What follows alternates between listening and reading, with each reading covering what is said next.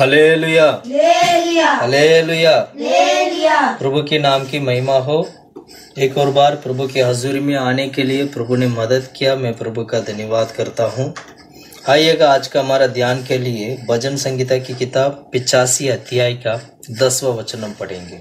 करुणा और सच्चाई आपस में मिल गई है, धर्म और मेल ने आपस में चुंबन किया है। आइएगा प्रार्थना करते हैं। खुदा परमेश्वर हामेन प्रभु, हम तारीफ करते प्रभु दिया गया हामेन। खुदा परमेश्वर इस वचन के लिए हम धन्यवाद करते प्रभु, हमारे बीच में कार्य कर खुदा प्रभु, तू महान है, सर्वशक्तिमान है।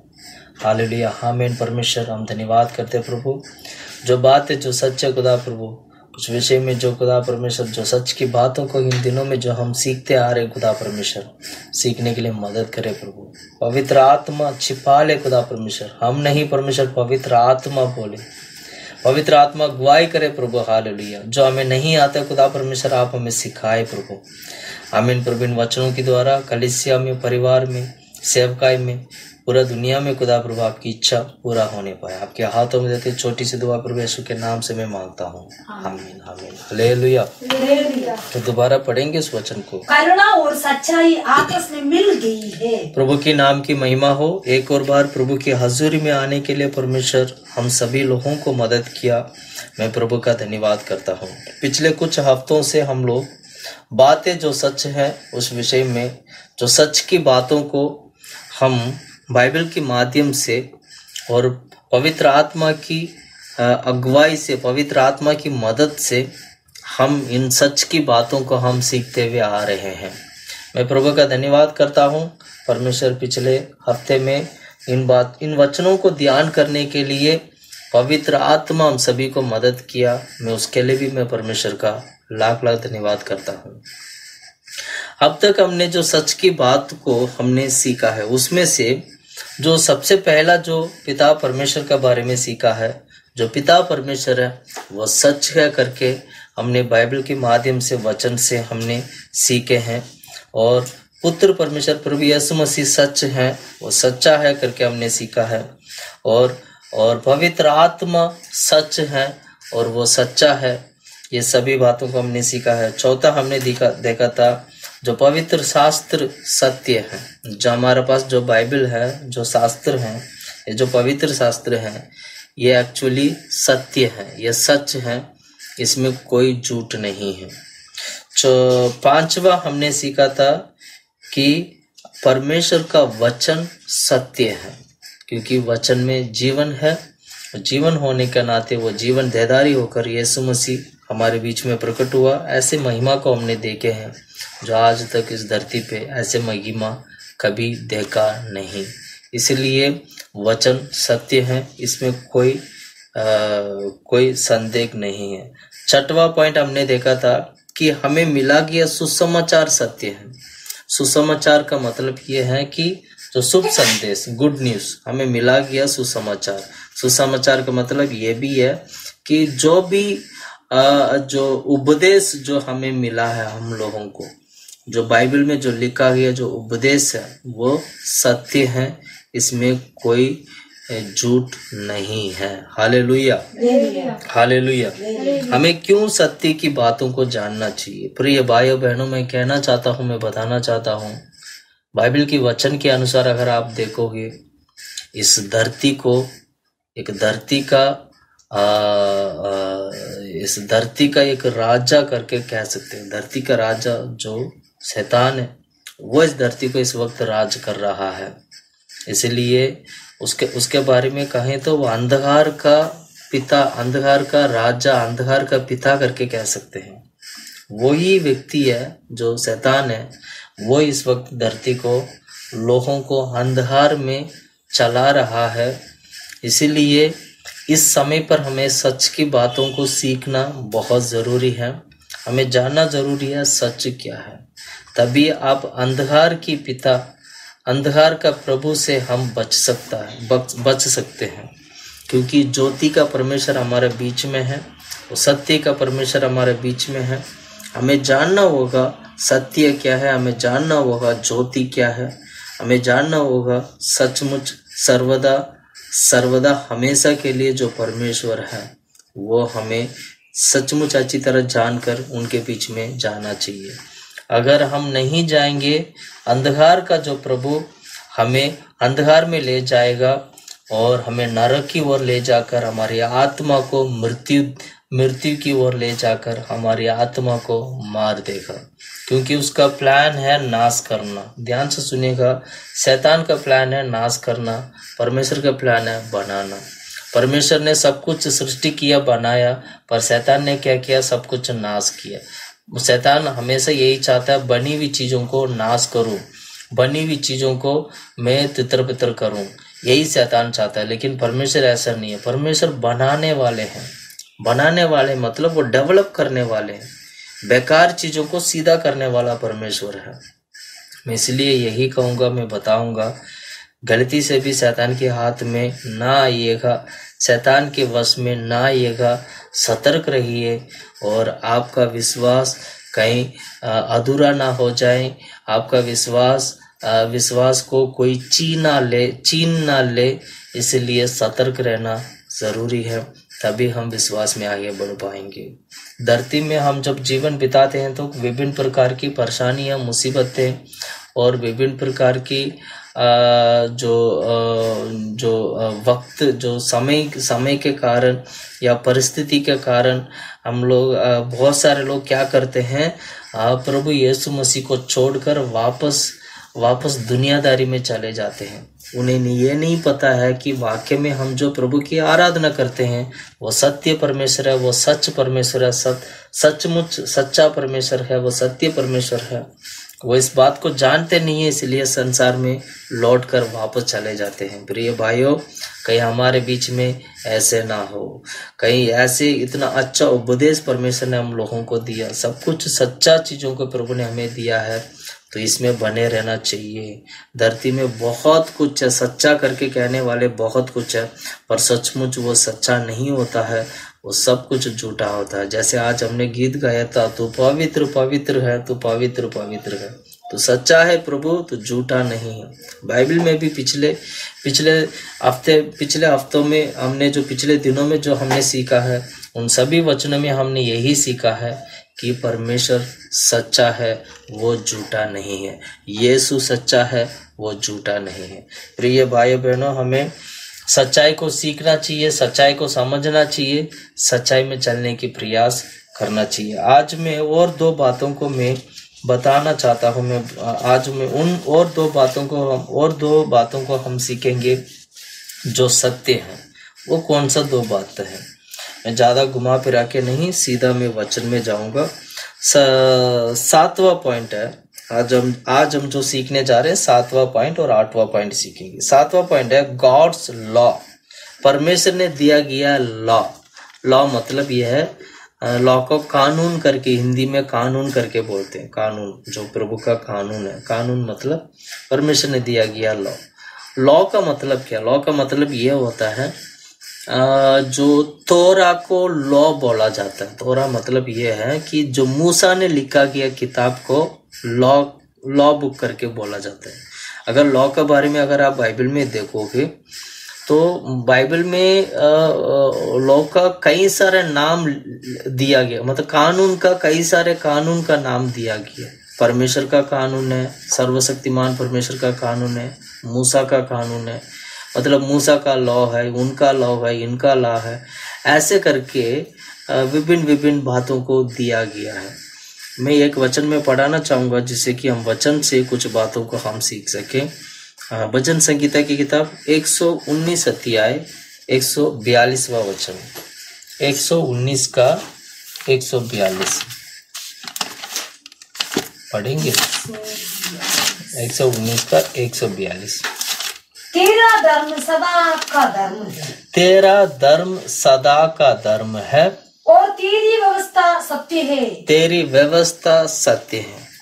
लॉ का मतलब व्यवस्था भी बोल सकते हैं हम लोग, परमेश्वर का व्यवस्था बोल सकते हैं। या तेरा क्या पढ़ा था वचन में, क्या पढ़ा था? तेरा धर्म सदा, तेरा धर्म मतलब जैसे न्याय हो गया, न्याय सर्वदा के लिए सत्य है, या व्यवस्था सर्वदा के लिए सत्य है। लॉ का मतलब व्यवस्था भी बोल सकते हैं हम लोग। परमेश्वर ने दिया गया व्यवस्था, परमेश्वर ने दिया गया न्याय, परमेश्वर का न्याय है, परमेश्वर की व्यवस्था है। और ये जो लॉ है, जो कानून है, ये इन सभी चीज जो है सत्य है, इसमें जरा सा भी झूठ नहीं है।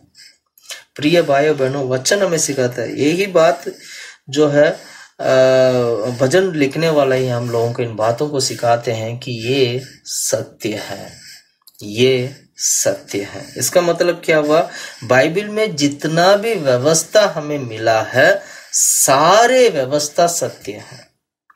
यानी हमें मिला गया व्यवस्था को हम सत्य व्यवस्था मिला गया व्यवस्था को हम मानेंगे तो हम सत्य को मानने वाले बनेंगे। मैं दोबारा बोल रहा हूँ, हमें मिला गया व्यवस्था को यदि अगर हम मानते हैं तो समझ लीजिएगा हम सत्य को मानते हैं। हमें मिला गया व्यवस्था को हम पालन करते हैं तो समझ लीजिएगा परमेश्वर की सत्य को हम पालन कर रहे हैं। मैं पूरा डिटेल में मैं बोलूंगा नहीं, क्योंकि इतना डिटेल में जरूरत नहीं है, क्योंकि मैं अगले पॉइंट में जाऊंगा तो उसके साथ मिला के फिर मैं डिटेल में जाऊंगा तो और थोड़ा आपको समझ में आ जाएगा। व्यवस्था को हमें क्या करना चाहिए, हम पालन करना चाहिए। व्यवस्था हमारे जीवन में होना चाहिए, व्यवस्था हमारे हृदय में होना चाहिए, व्यवस्था हमारे हृदय में लिखा जाना चाहिए। प्रिय भाइयों बहनों, परमेश्वर का व्यवस्था सत्य है, परमेश्वर की वचन सत्य है, परमेश्वर की पवित्र शास्त्र सत्य है, ये सब कुछ सत्य है। कहीं पे भी 1% भी झूठ नहीं है। मैं इसलिए इस सच्चाई के बारे में जब मैं प्रचार करने के लिए जब मैं तैयार कर रहा था तो मुझे ये बात बहुत ही अच्छा लगा, मुझे बहुत ही अच्छी तरीके से मुझे सीखने को मिला कि हम सत्य परमेश्वर की आराधना करते हैं। धरती में बहुत कुछ है, बहुत कुछ है, पर एक बात अच्छी तरह सीखने को मिलता है, वो है सत्य, वो है सत्य परमेश्वर प्रभु यीशु मसीह। कितने लोग आज यीशु मसीह के ऊपर विश्वास करते हैं? क्योंकि प्रभु व्यवस्था हम लोगों को व्यवस्था मिला गया है। परमेश्वर ने पुराने नियम में व्यवस्था दिया था, मूसा की द्वारा व्यवस्था दिया था, इसलिए उसको मूसा की व्यवस्था करके बोला जाता है। हाँ, और इसलिए व्यवस्था जो मिला गया है वो सत्य है। हालांकि पुराने नियम की व्यवस्था के अनुसार परमेश्वर हमें स्वर्ग नहीं लेके जाता है, वरन नया नियम में यीशु के द्वारा व्यवस्था के बदले में अनुग्रह के द्वारा यीशु मसीह के द्वारा प्रभु परमेश्वर हमें क्या करते हैं, हमें स्वर्ग लेके जाते हैं। इसीलिए जो व्यवस्था सत्य है, इसलिए मैं ये बात मैं बोलना चाहता हूँ, व्यवस्था सत्य है। व्यवस्था का मतलब है पहला जो पांच किताब है, पहला 5 किताब का नाम क्या? उत्पत्ति, निर्गमन और लेवी व्यवस्था, गिनती और व्यवस्था विवरण। ये 5 किताब जो है मूसा की द्वारा लिखा गया किताब है। इसको तोरा करके बोला जाते हैं। इस किताब को यहूदी लोग तोरा करके बोलते थे। इस तोरा को लोग क्या, एक यहूदी होने के नाते उसको क्या करना चाहिए? यदि एक यहूदी जब जन्म लेता है तो उसको बचपन से ही सारी व्यवस्था को उनको याद करवाया जाता है।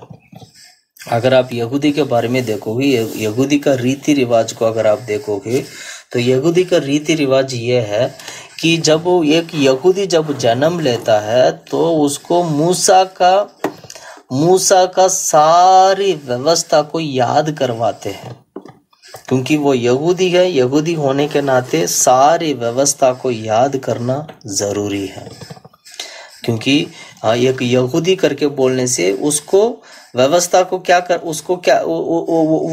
क्या करना चाहिए? पूरी व्यवस्था को याद करना है। इसलिए यीशु मसीह के पास एक आदमी आता है, वो पूछता है प्रभु से क्या पूछते हैं? प्रभु यीशु मसीह ने एक जवाब दिया था। सिर्फ मैं जवाब बोल रहा हूँ और पूछते क्या, ध्यान से सुनिएगा। वो क्या पूछते हैं? परमेश्वर ने क्या जवाब दिया था? मैं जवाब से मैं आ रहा हूँ। परमेश्वर ने जवाब बोला था कि परमेश्वर का 10 आज्ञाओं को पालन करना। वो वचन पढ़ेंगे। बचपन से मैं सारा पालन करके उनने जवाब सवाल क्या पूछा था? मेरा सवाल ये है कि सवाल क्या पूछा था? पढ़ो सारे व्यवस्था को पालन करते हुए क्या? हाँ, मैं वचन निकालता हूँ, कोई बात नहीं। मत्ती का सुसमाचार, वो एक यहूदी होने के नाते उसने ऐसे जवाब दिया यीशु मसीह को।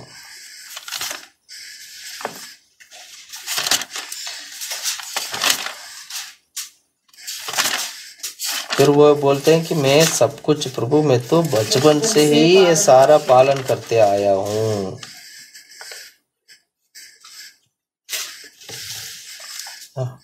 वचन में मिल जाएगा भी, एक मिनट। तो कहने का मतलब यहूदी लोगों का जो रीति रिवाज है, वो रीति रिवाज बहुत ही कट्टर रीति रिवाज है। यहूदी लोग कभी भी परमेश्वर को छोड़ेंगे नहीं। यहूदी लोग कभी भी परमेश्वर को नहीं छोड़ेंगे। वो हमेशा परमेश्वर के पीछे जाने वाले लोग हैं, हमेशा परमेश्वर के लिए कट्टर है। वो लोग कट्टर है। यहूदी के लिए वो बहुत कट्टर लोग हैं, है ना। तो इसलिए एक यहूदी करके बोलने से उसको बाइबल का जो वचन है पूरा की पूरा आता है उसको। इसलिए वो कहता है ना, परमेश्वर के पास जाने के लिए मुझे क्या करना चाहिए। वो वचन मेरे को मिल नहीं रहा।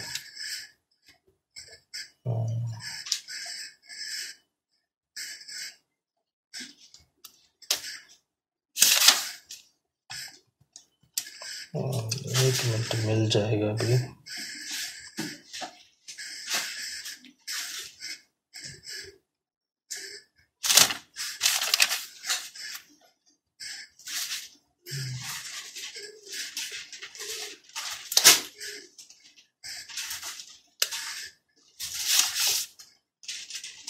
मिला था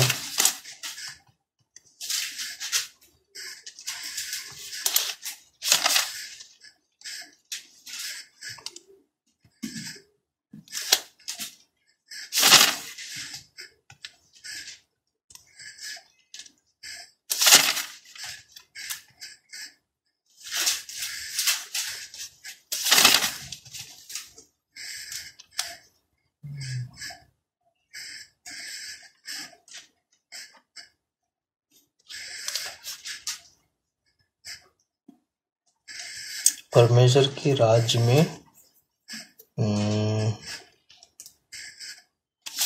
24।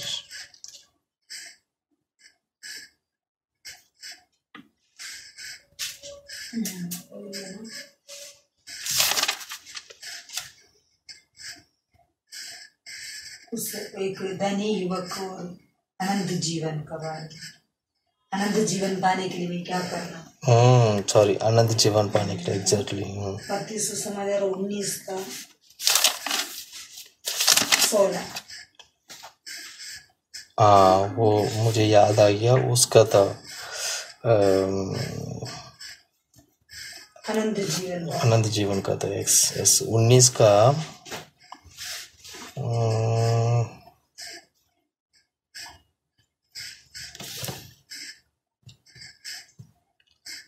हाँ, 19 का 16 पढ़ो। एक मनुष्य यीशु के पास आया और उससे कहा, हे गुरु, मैं कौन सा भला काम करूं कि अनंत जीवन पाऊं? यस, अनंत जीवन पाने के लिए, स्वर्ग जाने के लिए नहीं, अनंत जीवन पाने। स्वर्ग जाने के लिए, अनंत जीवन पाने के लिए वैसे तो एक ही बात है, ठीक है। अनंत जीवन पाने के लिए मैं कौन सा भला काम करूं, है ना। और आगे पढ़ो। उसने उससे कहा, तू मुझसे भलाई के विषय में क्यों पूछता है? भला तो एक ही है, पर यदि तू जीवन में प्रवेश करना चाहता है तो आज्ञाओं को माना कर। उसने उससे कहा, कौन सी आज्ञा है? यीशु ने कहा, ये कि हत्या ना करना, व्यभिचार ना करना, चोरी ना करना, झूठी गवाही ना देना, अपने पिता और अपनी माता का आदर करना और अपने पड़ोसी से अपने समान प्रेम रखना। ये जितना आज्ञा हमने जो अभी पढ़ा है, ये सारा आज्ञा पुराना नियम में मूसा की किताब में लिखा गया है, व्यवस्था है। और आगे पढ़ो। उस जवान ने उससे कहा, इन सबको तो मैंने माना है, अब तुम में किस बात की गति है? यीशु ने उससे कहा, नहीं, ये इस बातों को माना है करके लिखा है। बचपन से मैंने इसे तो मैंने माना है, ऐसे लिखा है। ये नहीं लिखा मैं बचपन से माना है करके। और कहीं होगा पता नहीं। ओके। हालांकि मैं जिस तरह मैं तमिल बाइबल में पढ़ता हूँ, इसमें यही है कि वह बचपन से मानता था। यहूदी लोग कट्टर इसलिए हैं क्योंकि वो बचपन से ही अपने बच्चों को व्यवस्था को सिखाया जाते हैं, वो बचपन से मानता आया। तो तब परमेश्वर कहते हैं, तब परमेश्वर आगे क्या कहते हैं, आगे पढ़ो। यीशु ने उससे कहा, यदि तू सिद्ध होना चाहता है तो जा अपना माल बेचकर कंगालों को दे। देखिएगा, पुराना नियम नया नियम में फर्क इतना है कि पुराना नियम में वो व्यवस्था के अनुसार लोग चलते थे, पर नया नियम में सिद्ध होना पड़ता है, जिसको हम परफेक्शन बोलते हैं।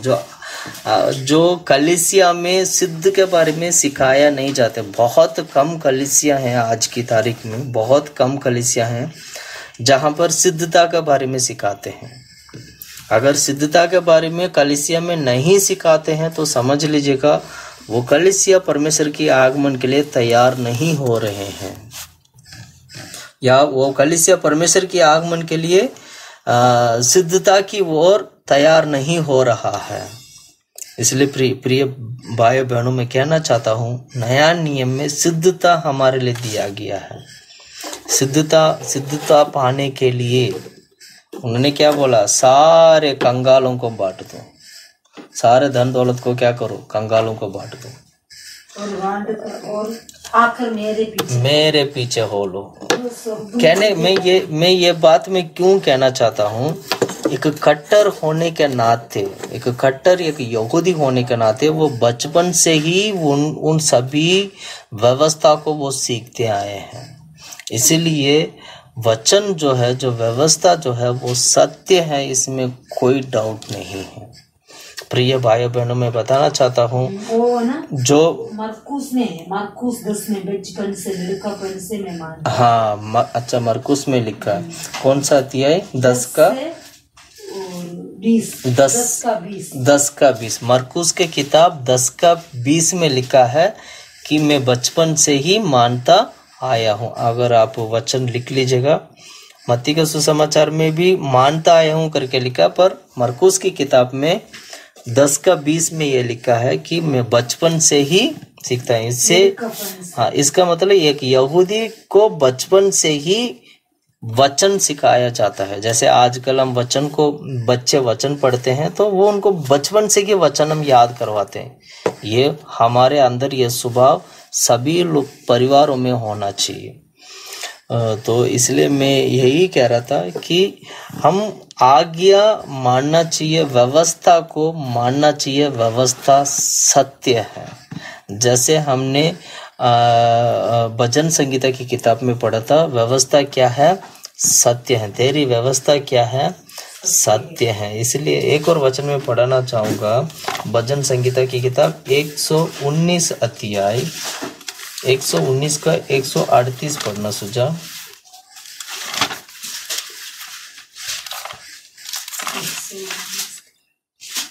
तूने अपनी चितौनियों को धर्म और पूरी सत्यता से कहा है। धर्म और पूरी सत्यता से क्या किया? कहा है। इसका मतलब क्या हुआ? परमेश्वर की लॉ जो है ना, वो धर्म जो है, लॉ जो है, व्यवस्था जो है, वो सत्य है। अगर परमेश्वर न्याय करने निकलेंगे, वो सत्यता के साथ न्याय करेंगे। संसार में कितनी सारी कोर्ट्स है, हाई कोर्ट है, सुप्रीम कोर्ट है, डिस्ट्रिक्ट कोर्ट्स है, कितनी सारी कोर्ट्स हैं दुनिया में, कितनी सारी कोर्ट्स हैं। हो सकता है ये सारा गलत हो सकते हैं, इनकी जजमेंट गलत हो सकता है, इनका जजमेंट हो सकता है, गलत हो सकता है, लेकिन परमेश्वर का जजमेंट कभी गलत नहीं हो सकता है। हम सोचेंगे, आप जरा सा एक पल के लिए सोच के देखिएगा, यदि परमेश्वर एक व्यक्ति को आकर, एक व्यक्ति क्यों, अपने आप को सोचिएगा, अपने आप को जब परमेश्वर न्याय, अपने आप को मतलब हम लोगों को जब मेयर को ले लेते हैं, रवि को ले लेते हैं, जब रवि को परमेश्वर न्याय करेगा तो परमेश्वर का न्याय कितना सत्य कैसे होगा। जब आपको न्याय करेगा, अब आपको सोचिएगा, जब न्याय पे जाके खड़ा होगे, जब परमेश्वर आपको न्याय करेंगे, आपने जो भी अच्छा काम किया, गलत काम किया, उसको, वो न्याय को परमेश्वर कैसे न्याय करेंगे। उन सभी न्याय को यदि अगर हम खुद न्याय करें तो कई सारे न्याय में तो हम खुद नहीं कर पाते हैं कि मैं सच में वाकई में मैं सही न्याय कर रहा हूँ या गलत न्याय कर रहा हूँ, हमें तो पता ही नहीं है हम कैसे करना है। कितनी सारी बात है, सोच विचार में, भाई लोगों के बीच में, बहन लोगों के बीच में कितनी सारे बातें, परिवारों के बीच में कितनी सारे बातें, हस्बैंड एंड वाइफ के बीच में कितनी सारी बातें, माँ बाप के बीच में कितनी सारी बातें, सही और गलत आपस में समझ ही नहीं आता। सही क्या गलत क्या है आपस में समझ ही नहीं आता है। अगर कोई पास्टर जी अगर उनके घर पे भी जाते हैं, पास्टर जी को बताते हैं, मान लेते हैं माँ बाप और बच्चों के बीच में कुछ लड़ाई झगड़ा, तो माँ बाप जो कहना है वो ऐसा लगता है, कभी कभी माँ बाप जो कहते हैं वो एकदम सही कहते हैं, कभी कभी बच्चे जो कहते हैं वो कहते हैं वो उनका कहना एकदम सही लगता है। अब जो कौन इसको सही तरीके से न्याय कर सकता है। कहने का मतलब परमेश्वर ही ऐसे एक सच्चा परमेश्वर है, वो सचमुच सच्ची तरीके से न्याय करता है। कई बार हम सोचते हैं, अक्सर, कई बार नहीं, अक्सर हर व्यक्ति को ये विचार आता है कि मैं जो सोचता हूँ वो मैं एकदम सही सोच रहा हूँ, मैं जो कर रहा हूँ एकदम वो सही कर रहा हूँ। अक्सर हर एक व्यक्ति को यही चीजों को वो सोचता है। पर जब वो धीरे धीरे जब जैसे सच्चाई को सीखता है तो तब उसको समझ में आता है, इतना दिन जो मैंने किया था वो गलत था, अब मुझे ये नहीं करना चाहिए, अब मुझे ऐसे करना चाहिए। फिर मन परिवर्तन होता है, फिर वो बदलता धीरे धीरे। कहने का मतलब ये है कि परमेश्वर का जो व्यवस्था है, परमेश्वर की जो न्याय है, वो परमेश्वर का जो लॉ है एकदम सत्य है, इसमें कोई गड़बड़ नहीं है, इसको कोई झूठा साबित नहीं कर सकता है। शैतान भी चाहेगा ना, यदि परमेश्वर की व्यवस्था को मैं साबित करूं तो शैतान हार जाएगा। प्रिय भाइयों बहनों, मैं बताना चाहता हूं, मैं दोबारा में बताना चाहता हूं, परमेश्वर से चिपके हम कहीं नहीं भाग सकते हैं। चाहे धरती पे कहीं पे भी जाके छुप जाओ, कहीं पे भी भाग जाओ, कहीं पे भी जाके आप गायब हो जाओ, लेकिन परमेश्वर की नज़र से कभी गायब नहीं हो पाएंगे। परमेश्वर की नज़र से हम कभी चुप नहीं पाएंगे। परमेश्वर हमें देख रहा है। परमेश्वर के लिए सब कुछ खुला है, प्रभु के लिए सब कुछ खुला है। कोई उसको कोई हो सकता है धरती के लोग हमें ढूंढ ना निकाल पाएंगे, हो सकता है धरती के लोग हमें ढूंढ कर निकाल नहीं पा रहे होंगे, लेकिन परमेश्वर ऐसा नहीं है। परमेश्वर को पता है मैं कहाँ छिपा हूँ, परमेश्वर को पता है तू कहाँ छिपा है, परमेश्वर को पता है तू कहाँ पर बैठा है। प्रिय भाइयों बहनों, मैं बताना चाहता हूँ, आज भी यीशु आपको प्यार करता है, आज भी यीशु आपको छुड़ाना चाहता है, आज भी यीशु आपको जीवन को बदलना चाहता है, आज भी यीशु आपसे बात करना चाहता है। हम चुप कर जीवन बिताने के लिए नहीं, हम खुले आसमान के सामने आके सबके बीच में हम जीवन बिताने के लिए प्रभु हमें मदद करना चाहता है। अपने पापों को इकरार करेगा, सारे अधर्मों को इकरार करेगा, किया हुआ सारे गलतियों को इकरार करेगा, सारे परमेश्वर के खिलाफ, लोगों के खिलाफ, परिवार के खिलाफ, अपने भाई बहनों के खिलाफ किया हुआ सारे बातों को परमेश्वर के हाथों में देखकर माफी मांगकर लौट कर आइएगा। परमेश्वर आपको जीवन को वो बदल देगा। छिपने के लिए जरूरत नहीं है। आदम और हवा का जीवन के बारे में अगर आप देखोगे, आदम और हवा ने गलत काम किया था, इसलिए वो जाके छिप गए थे। आदम और हवा ने गलत काम किया, इसलिए वो क्या हो गए, वो जाके चिप गए थे।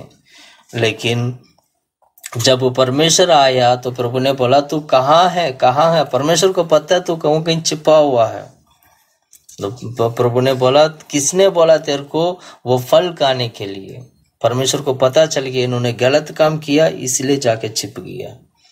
वही बंदा चिपता है जो गलत काम करता है, वही बंदा चिपता है जो गलत मार्ग में जाता है। प्रिय भाइयों बहनों, मैं कहना चाहता हूँ, मैं बताना चाहता हूँ, परमेश्वर हमें आशीष करना चाहते हैं।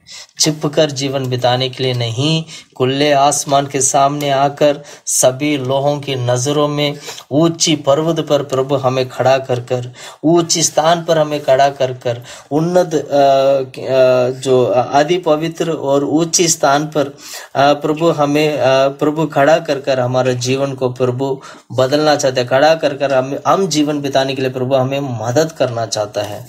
प्रिय भाई बहनों, अर्पण करिएगा, क्योंकि वो जब न्याय करेगा उसके सामने कोई छिप नहीं सकता है। हम में से कोई भी व्यक्ति छिप नहीं सकता है, क्योंकि वो न्याय, उनके अन्याय सत्य है, उनके अन्याय सत्य है। उनका जो व्यवस्था है वो सत्य व्यवस्था है। जैसे आज अभी हमने वचन में जो पढ़ा था, वचन के अनुसार अगर आप देखोगे सब कुछ सत्य है। मैं इस पॉइंट को मैं ज़्यादा नहीं बोलूँगा, क्योंकि आगे एक और पॉइंट भी है, उसके साथ में मिला के और भी बहुत सारे बातें में हम देखेंगे। तो एक बात तय हो चुका है कि परमेश्वर का लॉ यानी परमेश्वर का कानून जो व्यवस्था सत्य है। व्यवस्था क्या है? सत्य है। ये था छठा पॉइंट। सातवां पॉइंट, परमेश्वर की आज्ञाएं सत्य हैं। परमेश्वर की आज्ञाएं क्या है? सत्य है। प्रभु की आज्ञा प्रभु ने जो भी हमें आज्ञाएं दी हैं वो क्या है? सत्य है। 119 अध्याय 151 119 का 151 51 यहाँ 151। हे यहोवा तू निकट है, हे यहोवा तू निकट है, और तेरी सब आज्ञाएं सत्य है। तेरी सब आज्ञाएं सत्य हैं। सच की बातों को जब हम तलाश रहे हैं ना, तलाशते वक्त हमें ये बात हमें पता चलता है कि परमेश्वर ने दिया गया आज्ञाएं सत्य हैं। कई सारे लोगों को एक सवाल आता है, जब वो परमेश्वर ने पुराने नियम में 10 आज्ञा दिया था, तो 10 आज्ञा के बदले में प्रभु यीशु मसीह को 2 आज्ञा देने की क्या जरूरत था? कई सारे लोगों को सवाल आता है। जब वो परमेश्वर ने 10 आज्ञा दिया था, 10 की 10 आज्ञा को पालन करना है, तो यीशु मसीह आने के बाद यीशु मसीह ने 2 आज्ञा क्यों दिया था? प्रिय भाइयों बहनों, मैं बताना चाहता हूँ, इसका मतलब क्या पुराने नियम की आज्ञा झूठ है? बिल्कुल भी नहीं। पुराने नियम की आज्ञाओं को ही परमेश्वर ने उसमें और उसको एम्फसाइज करके और उस आज्ञा को और मजबूत करके नया नियम में 2 आज्ञा के रूप में पुराने नियम की 10 आज्ञाओं को प्रभु ने प्रकट करके दिखाया। यानी नया नियम में जो हम 2 आज्ञा पढ़ते हैं, उस 2 आज्ञा के अंदर 10 आज्ञा छिपा हुआ है। इसका मतलब पुराने नियम की आज्ञा भी है, नया नियम की आज्ञा है। इसलिए वचन में पढ़ते वक्त हमें इस बात को सीखने को मिलता है कि आज्ञा, तेरे आज्ञा सत्य है। हमने वचन में पढ़ा था ना, तेरी आज्ञा क्या है? सत्य है। कैसे छिपा हुआ? पुराने नियम की आज्ञा नया नियम की आज्ञा में कैसे छिपा हुआ है? ध्यान से सुनिएगा। पुराने नियम की आज्ञा को 2 भागों में बांटा जाता है। मैं अक्सर इस वचनों को मैं बोलते आता हूँ, मैं बोल रहा हूँ, मैं दोबारा आज भी मैं बोलूँगा ताकि और उस बात को हम तो एक और बार हम याद कर लेंगे। पुराने नियम की जो 10 आज्ञाओं को 2 भागों में बांटा हुआ है। पहला 4 आज्ञा परमेश्वर और इंसान के बीच का, परमेश्वर और इंसान के बीच का एक आज्ञा था, दोनों के बीच का एक आज्ञा था जो इंसान जो है परमेश्वर के लिए करना चाहिए, करने वाला आज्ञा। और पुराने नियम की 10 आज्ञा में से पहला 4 आज्ञा के बाद जो 6 आज्ञा है, उन 6 आज्ञा जो है 6 आज्ञा को अगर आप देखोगे तो वो आज्ञा जो है इंसान और इंसान के बीच का आज्ञा है, यानी इंसान और इंसान के बीच में क्या करना चाहिए क्या नहीं करना चाहिए करके कुछ आज्ञा, जो 6 आज्ञा प्रभु ने हमें दिया है। इस प्रकार पुराने नियम की जो 10 आज्ञा है 2 भागों में बांटा गया है। जैसे 2 भागों में पुराने नियम की जो 10 आज्ञाओं को 2 भागों में बांटा गया। पहला 4 आज्ञा एक भाग, अगला 6 आज्ञा दूसरा भाग। ध्यान से सुनिएगा। और इसी तरीके से इसी 10 आज्ञाओं को जो 2 भागों में बांटा है, वही चीज को यीशु मसीह का समय पर यीशु मसीह ने क्या किया, वही आज्ञाओं को, जो आज्ञा पुराने नियम में जो पहला जो 4 आज्ञा और बाद में जो 6 आज्ञा, कुल मिला के जो 10 आज्ञा जो आप करते हो, इसी आज्ञा को परमेश्वर की प्रेम के साथ करना, पूरा मन से, पूरा हृदय के साथ, पूरा दिल से, पूरा समर्पित करके परमेश्वर को प्रेम करना, परमेश्वर को प्रेम करना। यानी जो व्यक्ति परमेश्वर को प्रेम करेगा वो व्यक्ति पुराने नियम की पहला 4 आज्ञा को पूरा कर सकता है। और दूसरा जो प्रभु यीशु मसीह ने दिया गया दूसरा आज्ञा यह है कि पूरा मन से, पूरा दिल से, पूरा मन से समर्पित करके परमेश्वर को क्या नाम है, सुझा उस वचन को पढ़ेंगे। हाँ, वो वचन को पढ़ो, हम वचन को पढ़ेंगे, वचन दिखाएंगे। निर्गमन में मत्ती का सुसमाचार, जल्दी निकालो।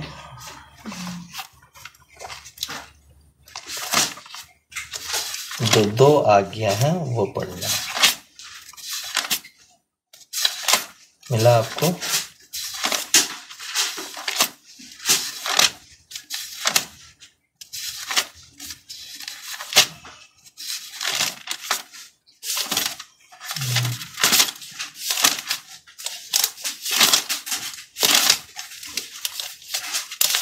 नया नियम की 2 आज्ञा।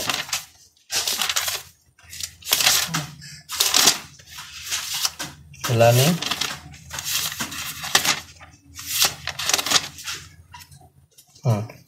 मत्ती का सुसमाचार 22वां अध्याय 37, 38, 39, 40। उसने उससे कहा, तू परमेश्वर अपने प्रभु से अपने सारे मन और अपने प्रभु से अपने सारे मन, अपने सारे प्राण और अपनी सारी बुद्धि के साथ प्रेम करना, ये पहला आज्ञा है। और आगे पढ़ो। बड़ी और मुख्य आज्ञा तो यही है, और उसी के समान एक दूसरे भी है। दूसरा आज्ञा इंसान और इंसान के बीच में करने वाला प्रेम। और आगे पढ़ना। तू अपने पड़ोसी से अपने समान प्रेम रख। हाँ, अपने समान अपने पड़ोसी के साथ क्या करना है?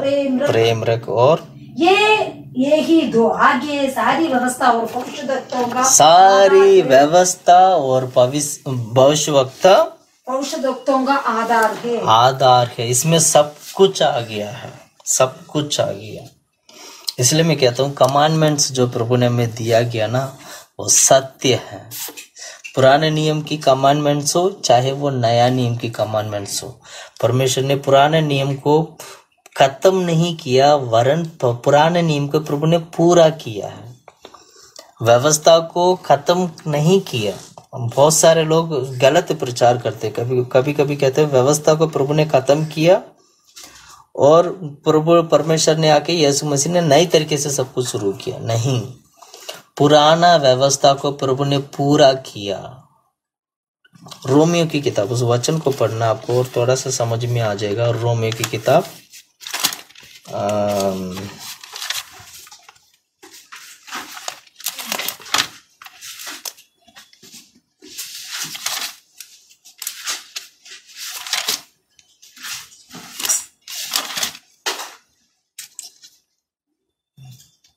वचन मिला आपको जिसमें व्यवस्था को प्रभु ने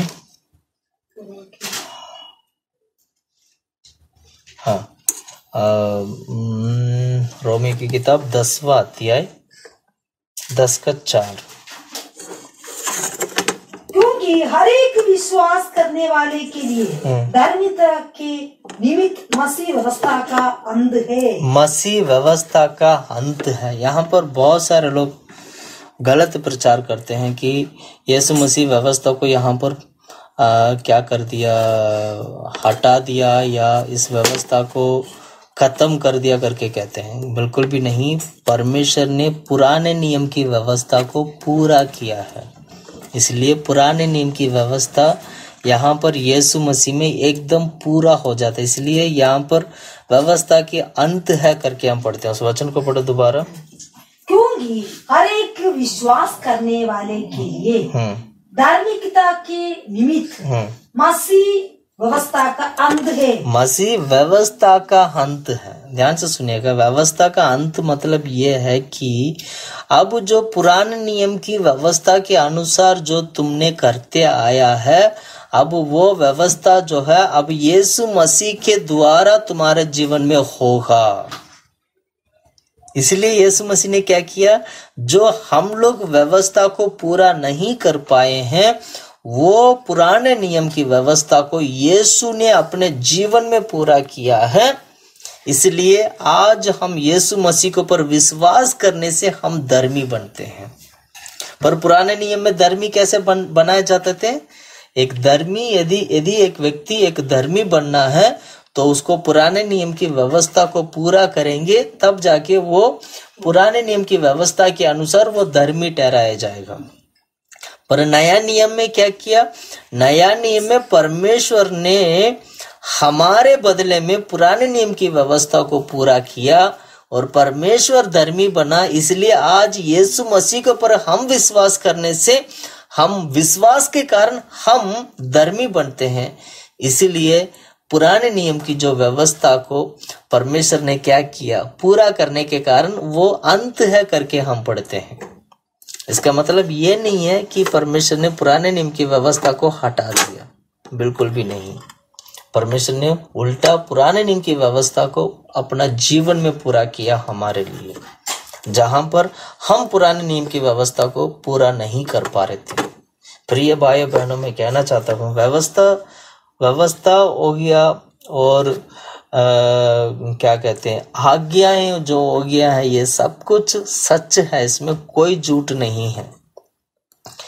क्योंकि परमेश्वर ने पुराने नियम में दिया। हम कई सारे लोग सोचते हैं पुराने यीशु के बाद सब कुछ बदल गया है, अब पुराने नियम के अनुसार हमें चलना नहीं चाहिए, पुराने नियम को हमें पालन नहीं करना चाहिए। कई सारे लोग बोलते हैं, दशमाइश को लेके बोलते हैं। पुराने नियम के अनुसार आज भी लोग दशमाइश लेते हैं, ऐसे करके बोलते हैं। प्रिय भाइयों बहनों, एक बात को अच्छी तरह समझ लीजिएगा, यीशु मसीह ने पुराने नियम में दिया गया किसी भी सच्चाई को हटाया नहीं है, वरन उन सभी सच्चाइयों के अनुसार ही यीशु मसीह जीवन बिताकर नई तरीके से यीशु मसीह के द्वारा उसी पुराने नियम की सच्चाई में होकर जाने के लिए परमेश्वर हमें मदद करता है। इसीलिए सारे पुराने नियम और नया नियम आपस में जुड़ा हुआ है, सब कुछ जुड़ा हुआ है।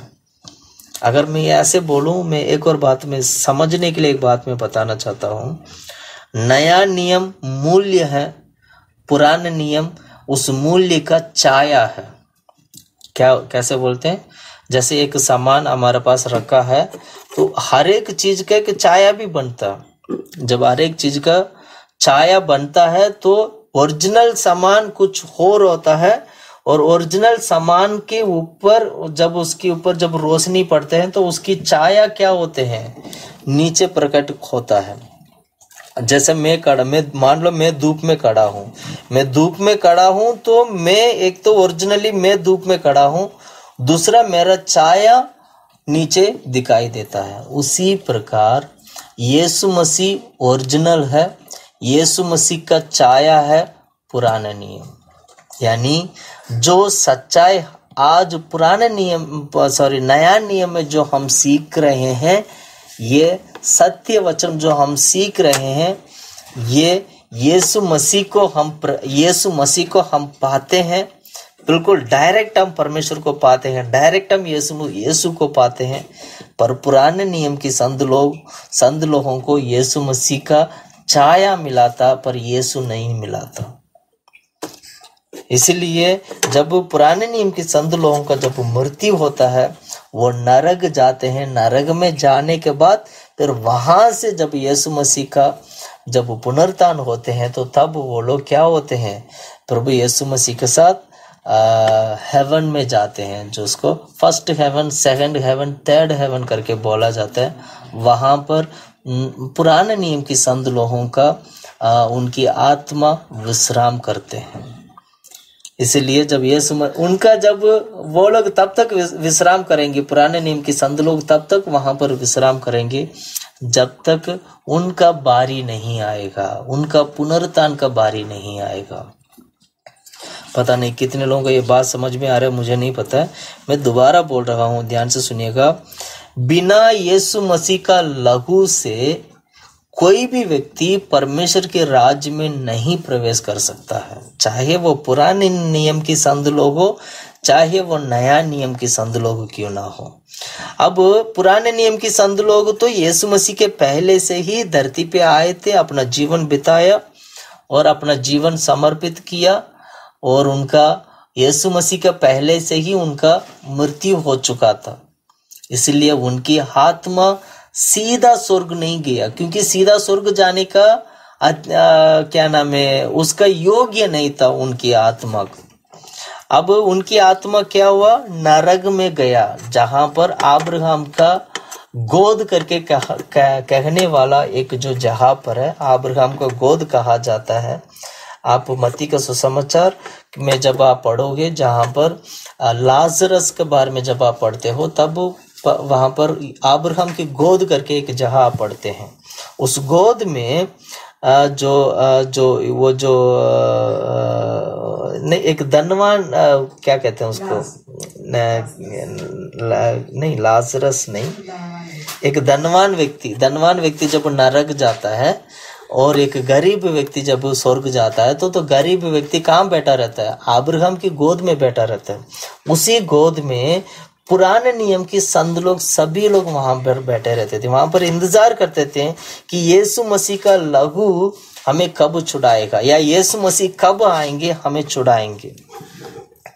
इसका मतलब क्या हुआ, यीशु मसीह धरती पे आए हैं, धरती पे आकर मरकर 3 दिन नरक में थे। वो इसलिए नरक में थे, पुराने नियम की संत लोगों को छुड़ाने के लिए वो यीशु मसीह वहां पर गए थे। वहां जाके उन लोगों को सुसमाचार सुनाया, और जैसे यीशु मसीह वहां से जब निकल कर आए तो वो सीधा उनकी आत्मा को क्या नाम, वहां से निकलकर तीसरा दिन जब यीशु मसीह जी उठा, तो जैसे जी उठते ही वो अब्राहम का जो गोद है वो क्या बोलते हैं, उन्नत क्या बोलते हैं उसको, ऊंची स्थान पर परमेश्वर ने उस अब्राहम को गोद को रखा है, जहां पर जिसको हम बोलते हैं heaven, first heaven, second heaven, third heaven, 3 heaven है। 3 हेवन में इसलिए बोल रहा हूं क्योंकि पौलुस के समय पर पौलुस ने क्या बोला था, मैं तीसरा स्वर्ग तक मैं गया हूं करके बोला, यानी पहला स्वर्ग, दूसरा स्वर्ग, तीसरा स्वर्ग करके 3 स्वर्ग है। उसमें से जो स्वर्ग है, उस जो 3 स्वर्ग में से एक स्वर्ग में है पुराने नियम की संत लोगों की आत्मा वहां पर विश्राम कर रहा है।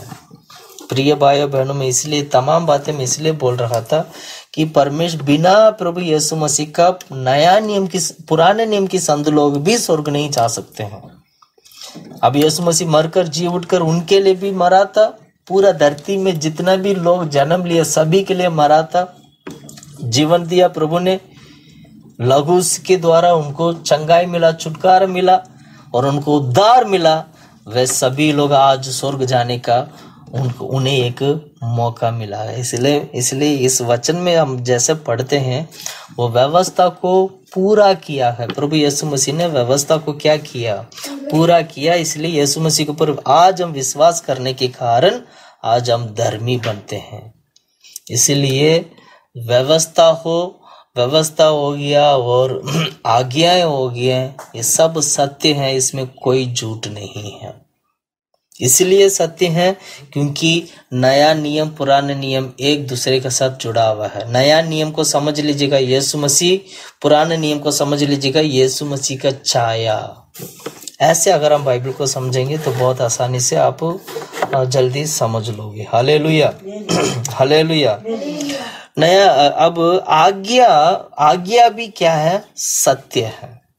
पहले हमने पढ़ा था परमेश्वर का व्यवस्था सत्य है, अब हम पढ़ रहे हैं आज्ञा क्या है? सत्य है। आज्ञा का कई आज्ञा भी किस किस का आज्ञा है? सबसे पहले आज्ञा परमेश्वर की आज्ञा, परमेश्वर की आज्ञा। लेवी व्यवस्था उठाइएगा आप लोग, बाइबल को लेगा लेवी व्यवस्था अध्याय 4, लेवी व्यवस्था अध्याय 4 का 2 वचन। इस्राएलियों से ये कह कि यदि कोई मनुष्य उन कामों से जिनको यहोवा ने मना किया है किसी काम को भूल से करके पापी हो जाए, और यदि अभिषिक्त याजक ऐसा पाप करे जिससे प्रजा दोष बस लेवी व्यवस्था की किताब में आप लेवी व्यवस्था की किताब को जब आप पढ़ोगे तो बहुत ही एक अच्छा किताब है। शुरुआत में अगर आप पढ़ते हो पहला अध्याय, दूसरा अध्याय, तीसरा अध्याय, चौथा अध्याय, 5वां अध्याय, इस 5 अध्याय में 5 प्रकार की बलि के बारे में आपको सीखने को मिलता है। पहला अध्याय का पहला वचन पढ़ना सुझाव। पहला यहोवा ने मूसा को बुलाकर मिलाप वाले तंबू में से उससे कहा, इस्राएलियों से कह कि तुम में से यदि कोई मनुष्य यहोवा के लिए 17 वचन पढ़ो, और वो उसके पंगुओं के बीच से फाड़े पर अलग अलग ना करे, तब याजक उसको वेदी पर उस लकड़ी के ऊपर रखकर जो आग पर होगी जलाई कि वे वो होम बलि बोले। होम बलि, पहला बलि कौन सा है? होम बलि। दूसरा बलि क्या है? दूसरा अध्याय, दूसरा बलि क्या है? हाँ, अन्न बलि। अन्न बलि, अन्न बलि मतलब उसको क्या बोलते हैं उसको? अन्न बलि, ब्रेड है ना, अन्न बलि है ना। और तीसरा बलि क्या है? तीसरा अध्याय मेल बलि। चौथा बलि क्या? पाप बलि। 5वां बलि क्या है? पाप बलि। 5 दोष बलि की विधि। हाँ, दोष बलि। ठीक है, पाप बलि। अब हमने जो पढ़ा था पाप बलि में पढ़ा था। पाप बलि में क्या पढ़ा था? परमेश्वर की आज्ञा है, परमेश्वर की आज्ञा है। तो पढ़ना सुझा दूसरा वचन 4 का 2। इस्राएलियों से ये कह कि यदि कोई मनुष्य उन कामों में से जिनको यहोवा ने मना किया है किसी काम को भूल से करके पापी हो जाए, किसी काम को भूल से करके यानी अनजान में करके पापी हो जाए, और यदि अभिषिक्त याजक ऐसा पाप करे जिससे नहीं, उसमें वो नहीं लिखा परमेश्वर का आज्ञा, परमेश्वर का ऐसे पढ़ना। दोबारा पढ़ना दूसरा वचन दोबारा पढ़ो 4 का 2। इस्राएलियों से ये कह कि यदि कोई मनुष्य उन कामों में से जिनको यहोवा ने मना किया गया किसी काम को भूल से करके, हाँ, मना किया है। मना किया का मतलब क्या है? मना किया करके हिंदी में लिखा, पर तमिल में और अच्छा से लिखा। मना किया का मतलब परमेश्वर ने आज्ञा दिया है कि ये नहीं करना। यदि अगर उस काम को भूल से कर दे, अनजाने में कर दे, तो उसको क्या करना होगा? उसको बलि चढ़ाना होगा। इसको बोलते हैं परमेश्वर की ओर से मिला गया आज्ञाएं। 13 वचन पढ़ो सुझा 13। यदि इस्राएल की सारी मंडली अज्ञानता के कारण पाप करे और वो बात मंडली की आगे से अज्ञानता के कारण मतलब यही हुआ कि भूल कर करे, अनजाने में कहीं कर दे, और यही वचन में यही बात को मैं एक और वचन में बताना चाहता हूँ। 27 वचन पढ़ना सुझाव। यदि साधारण लोगों में से कोई अज्ञानता से पाप करे, ये अज्ञानता से पाप करने से क्या करना चाहिए? उसका बलि चढ़ाना चाहिए उसके विषय में। पर ये इसके बारे में आज्ञा किसने दिया है? इसके बारे में आज्ञा परमेश्वर की ओर से मिला गया है। इसको बोलते हैं परमेश्वर की ओर से मिलाया गया आज्ञाएं, प्रभु की ओर से मिला गया आज्ञाएं। दूसरा पॉइंट है पहला कोरिन्थियों की किताब 7 का 19वां वचन। पहला कोरिन्थियों की किताब 7 का 19।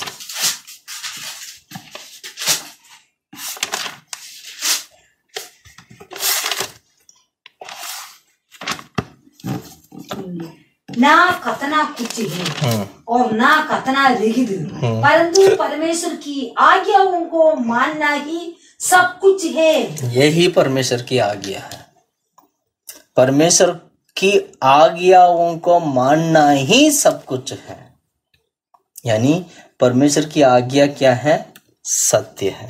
एक और वचन में पढ़ाना चाहूंगा। परमेश्वर की आज्ञा के अनुसार, ध्यान से सुनिएगा, नया नियम में जीवन बिताने के लिए एक तरीका है। नया नियम में वही व्यक्ति स्वर्ग जाता है जो परमेश्वर की आज्ञा के अनुसार वो जीवन बिताता है। जो व्यक्ति परमेश्वर की आज्ञा के अनुसार नहीं जीवन बिताता है तो उसको शैतान उसको क्या करेगा? सताएगा, शैतान उसको नाश करेगा। इसलिए जो व्यक्ति परमेश्वर की आज्ञा के अनुसार चलता है वो बच जाता है। मैं एक वचन में पढ़ाना चाहूंगा। प्रकाशित वाक्य की किताब 12 अध्याय का 17 वचन पढ़ेंगे। 12 का 17, प्रकाशित वाक्य 12 का 17।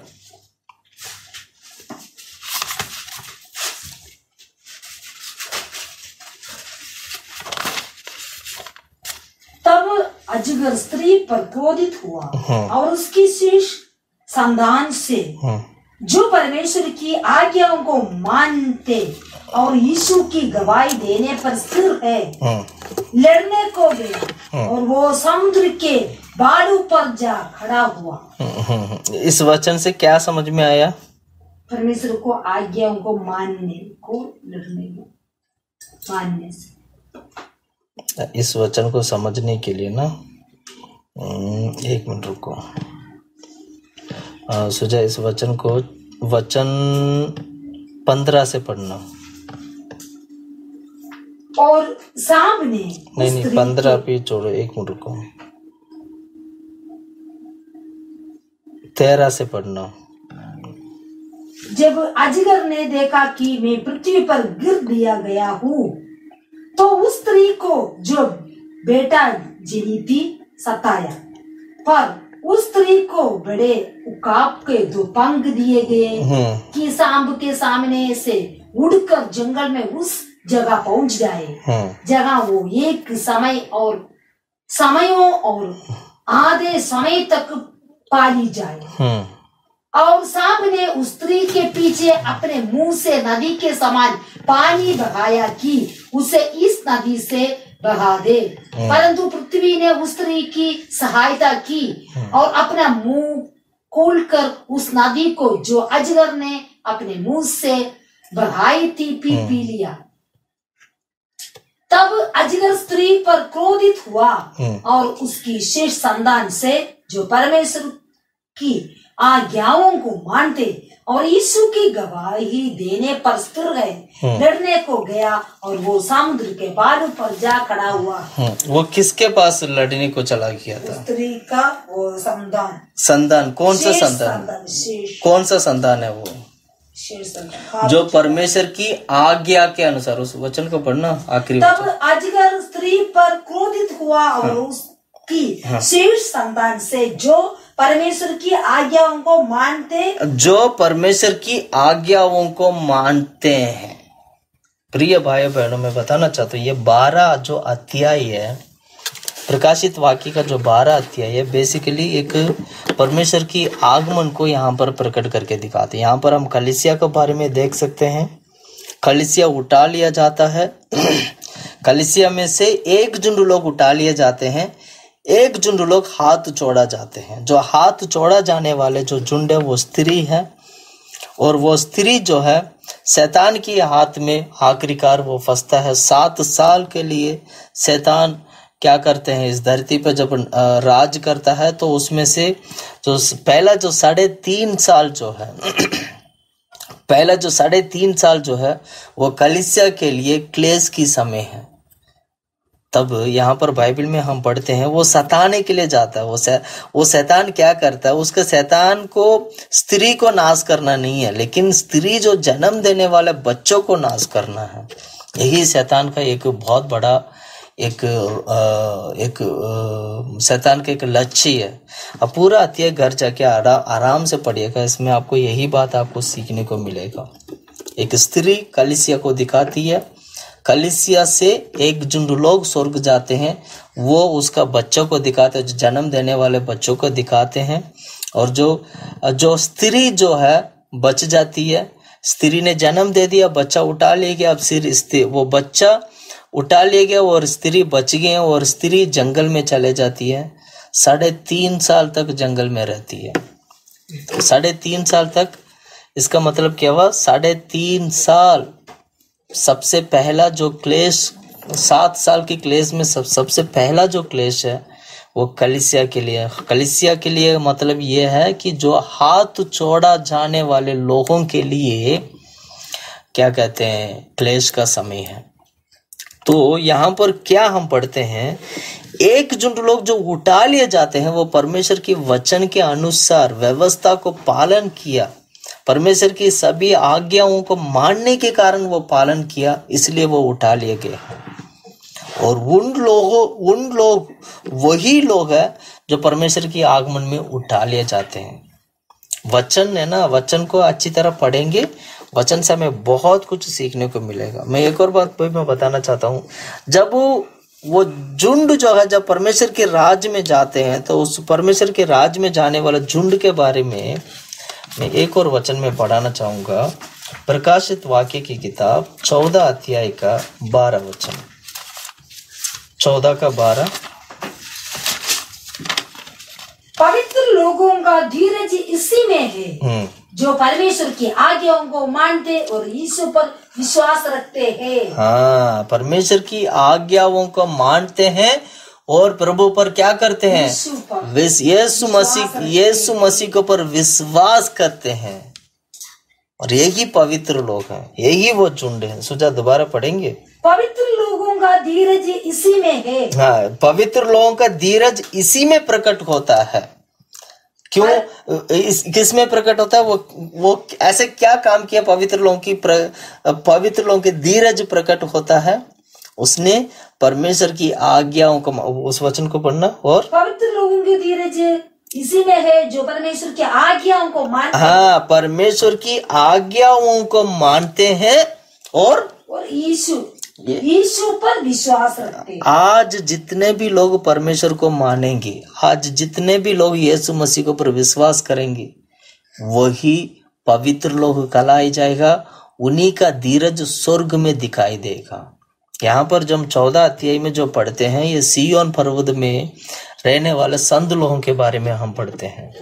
प्रिय भाइयों बहनों, मैं बताना चाहता हूँ, एक बात सच्ची है, एक बात निश्चय तय हो चुका है, परमेश्वर की आज्ञाओं पर चलना और प्रभु यीशु मसीह को पर विश्वास करने वाला व्यक्ति परमेश्वर के राज्य में जाता है।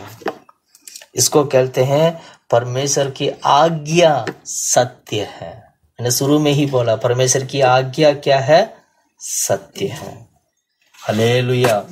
अगला पॉइंट हम देखेंगे, और क्या, और कौन सा आज्ञा है।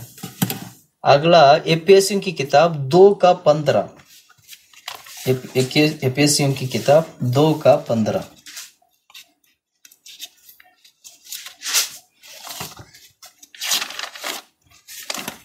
और अपने शरीर में बाहर अर्थात वो व्यवस्था जिसकी जिसकी आज्ञाएं विधियों की रीति पर थी। हमने पहले पढ़ा था परमेश्वर की व्यवस्था, सबसे पहले जो प्रभु की व्यवस्था पढ़ा था, जो प्रभु की ओर से मिला है परमेश्वर की व्यवस्था। अब हम क्या पढ़ते हैं? वो व्यवस्था, यही पढ़ा ना? पढ़ो पढ़ो पढ़ो। वो व्यवस्था जिसकी आज्ञाएं विधियों की रीति पर थी। विधियों की रीति पर थी। विधियों की रीति का मतलब है कि क्या क्या बोलते हैं? व्यवस्था के अनुसार जो आज्ञा था। यहाँ पर यीशु ने क्या किया? देखिए 2:15 में अगर आप पढ़ते हो, सुजा दोबारा पढ़ो। जो आज्ञा, जो विधि, वो व्यवस्था जिसकी आज्ञा विधियों की रीति पर। विधियों की रीति पर। विधियां मतलब व्यवस्था के अनुसार जो आज्ञा था। व्यवस्था और आज्ञा में फर्क है, दोनों एक नहीं है, ठीक है? व्यवस्था के अनुसार दिया गया आज्ञा, यहीं पर यहाँ बाइबल में हम यही सीखते हैं। क्या पढ़ते हैं हिंदी में? विधियों को रीति पर। विधियों की रीति मतलब व्यवस्था के अनुसार मिला गया आज्ञा। और इस आज्ञा को प्रभु यीशु मसीह ने क्या किया? आगे पढ़ो। मिटा दिया कि उसको मिटा दिया। मिटा दिया मतलब अब उस आज्ञा को करने की जरूरत नहीं है। उसके बदले में यीशु मसीह के ऊपर विश्वास करोगे और वो आज्ञा तुम्हारे जीवन में पूरा हो जाएगा। इसलिए प्रकाशित वाक्य में पढ़ते वक्त हम क्या पढ़ते हैं? आज्ञा, जिन्होंने आज्ञा को पालन किया और जिन्होंने यीशु मसीह के ऊपर विश्वास किया वो स्वर्ग में गया। अब यहां पर हम क्या पढ़ते हैं? उन आज्ञा को क्या कर, यीशु मसीह ने क्या कर दिया? मिटा दिया गया ना, ऐसे पढ़ते ना। मिटा दिया का मतलब ये नहीं है कि परमेश्वर ने उसको हटा दिया, नहीं, व्यवस्था है पर उस व्यवस्था को पूरा किया। अब वो पुराने नियम की व्यवस्था के बदले में नया नियम की व्यवस्था को पूरा करना है, या पुराने नियम की आज्ञा के बदले में नया नियम की आज्ञा को पूरा करना है। नया नियम की आज्ञा जैसे आप पूरा करोगे, समझ लेना पुराने नियम की आज्ञा उसमें हाथ चुका है।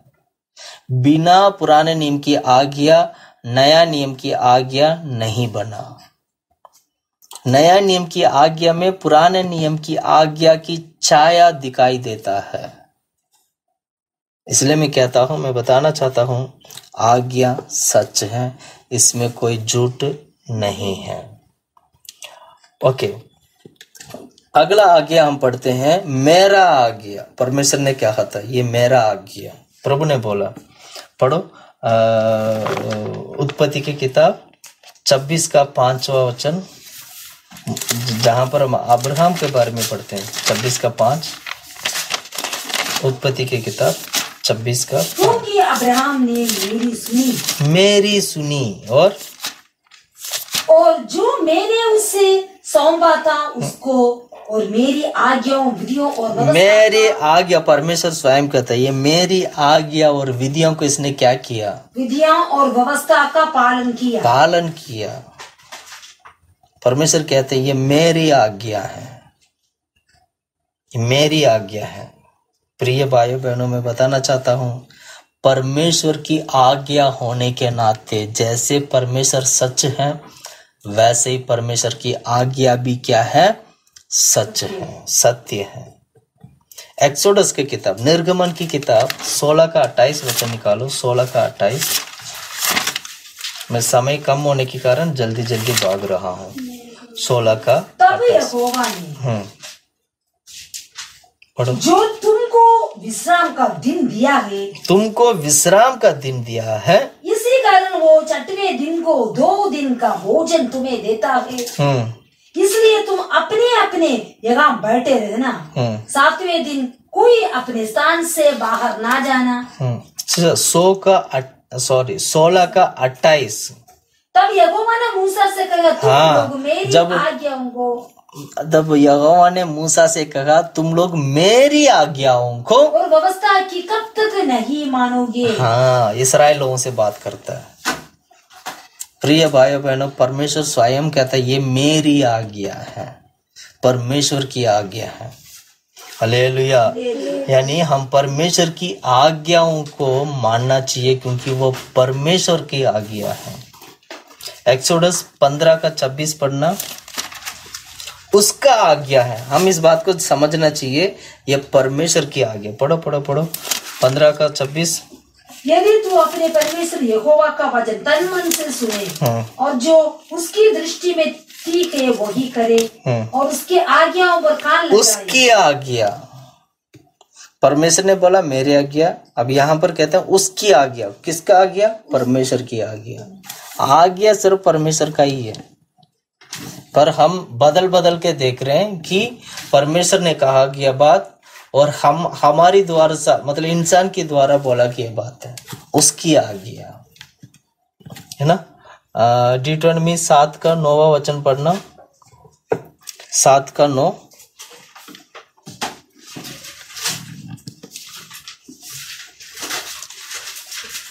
डिट्रोनॉमी क्या बोलते हैं इसको? व्यवस्था विवरण 7 का 9। इसलिए जान रख कि तेरा परमेश्वर यहोवा ही परमेश्वर है, ये विश्वासी योग्य ईश्वर है जो उसके प्रेम रखते और उसकी आज्ञाओं को मानते हैं। यहाँ पर भी हम क्या पढ़ते हैं? उसकी आज्ञा। एक और वचन मैं पढ़ाना चाहूंगा, भजन संगीता की किताब 119 का 6 का 10। 119 का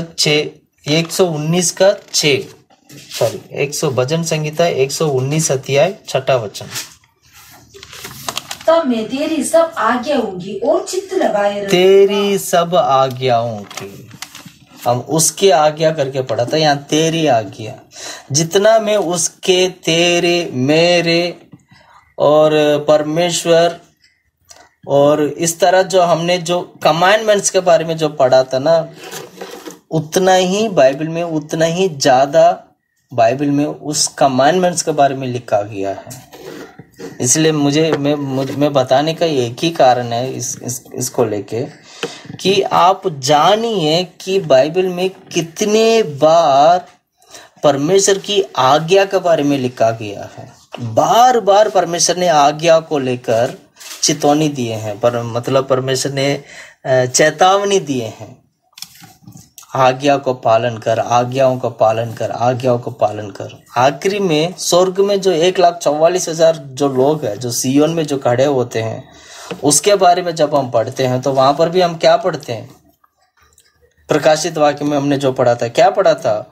वो उधर भी वो लोग आज्ञा को पालन किया, यीशु मसीह के ऊपर विश्वास किया, इसलिए वो लोग स्वर्ग में हैं। इसका मतलब पूरा बाइबल में ये बात हमें समझ में आ गया कि बिना आज्ञा पालन करें, बिना यीशु मसीह के ऊपर विश्वास करे, कोई भी व्यक्ति स्वर्ग नहीं जा सकता है। इसीलिए आज्ञा सच है, कमांडमेंट्स ट्रूथ है, वो सच है, इसमें कोई झूठ नहीं है। मैं समय नहीं लूंगा, मैं वचन को मैं यहीं पर समाप्त करना चाहता हूँ। प्रिय भाइयों बहनों, आज हमने 2 पॉइंट हमने देखा है। एक हमने देखा था, सबसे पहले 6ठा पॉइंट था, 7वां पॉइंट हमने देखा था, परमेश्वर की व्यवस्था, गॉड्स लॉ, परमेश्वर की व्यवस्था के बारे में देखा। परमेश्वर की व्यवस्था सच है। दूसरा हमने देखा परमेश्वर की आज्ञाएं। परमेश्वर की आज्ञाएं क्या है? सच है। व्यवस्था के बारे में मैं ज़्यादा कुछ डीपली बताया नहीं, डीपली ज़्यादा जाने की इतना ज़रूरत नहीं था, इसलिए मैंने गया भी नहीं था। लेकिन आज्ञा थोड़ा जानना जरूरी है। व्यवस्था अक्सर हम लोग कहीं बहुत सारे बातें हमने सीखे हैं, तो लेकिन एक बात आज वचन से हमें इस बात को सीखने को मिला है कि व्यवस्था सत्य है और परमेश्वर की आज्ञा सत्य है। प्रिय भाइयों बहनों, अब परमेश्वर के पास आइएगा। अब आपने बहुत कुछ जान लिया है, सत्य के वचन परमेश्वर ने आपको प्रकट करके दिखाया है, और प्रभु के पास लौट कर आइएगा, क्योंकि बिना व्यवस्था, बिना आज्ञा का हम स्वर्ग नहीं जा सकते हैं। पर व्यवस्था विश्वास के द्वारा, हम यीशु मसीह के ऊपर विश्वास करने के द्वारा हम धर्मी बनते हैं। इसलिए यीशु ही सब कुछ है। आज्ञा को भी करना है, आपको यीशु मसीह के ऊपर विश्वास भी करना है, तभी हम स्वर्ग जा पाएंगे, क्योंकि यही सत्य है, यही सच है। बातें जो सच है, जिसमें से हमने 2 बात आज हमने सीखे हैं।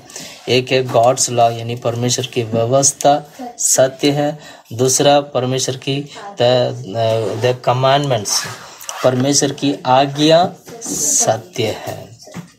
आइए हम प्रार्थना करते हैं, घुटने टेकर हम प्रार्थना करते हैं। सत्य परमेश्वर हमारे बीच में है। तू पवित्र पवित्र है, तू पवित्र पवित्र है, तू सच्चा है प्रभु, तू झूठा नहीं है, तू पवित्र पवित्र है, तू सच्चा है प्रभु, तू झूठा नहीं है, तू पवित्र पवित्र है।